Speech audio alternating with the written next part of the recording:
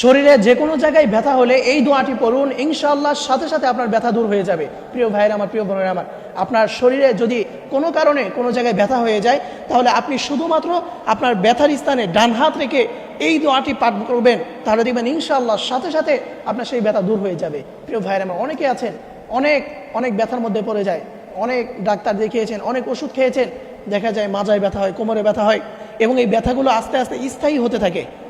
অনেকে আছে যে হঠাৎ করে ব্যথা করে, অনেক দিন পর পর একটু পরে চলে যায়, এটা ঠিক আছে। কিন্তু অনেকের আছে যে ব্যথা হয় এবং দিন দিন দেখা যায় ব্যথাগুলো বাড়তেই থাকে এবং এগুলো স্থায়ী হতে যায়। অনেক ডাক্তার কবিরাজ দেখিয়েছেন, অনেক ওষুধ খেয়েছেন, এরপরও আপনার সেই ব্যথা ভালো হচ্ছে না।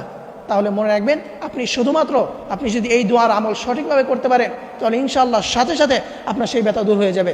রাসূল সাল্লাল্লাহু আলাইহি ওয়াসাল্লাম নিজে এটা শিক্ষা দিয়েছেন। সাহাবায়ে কেরাম যখনই কোনো ব্যথা পেতেন, রাসূল সাল্লাল্লাহু আলাইহি ওয়াসাল্লাম তাকে এই দোয়াটা শিক্ষা দিতেন।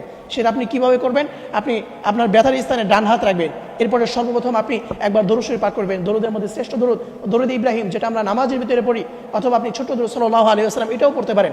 আপনি ব্যথার স্থানে ডান হাত রেখে আপনি সর্বপ্রথম দরুদ পাঠ করবেন, এরপরে আপনি এই আয়াতটি পাঠ করবেন। এটা একটা কোরআনের একটা আয়াত এবং একটা দোয়াও। সেটা হচ্ছে ফাইন তাওয়াল্লাউ ফাকুল হাসবিয়াল্লাহ লা ইলাহা ইল্লাহু আলাইহি তাওয়াক্কালতু ওয়া হুয়া রাব্বুল আরশিল আযীম।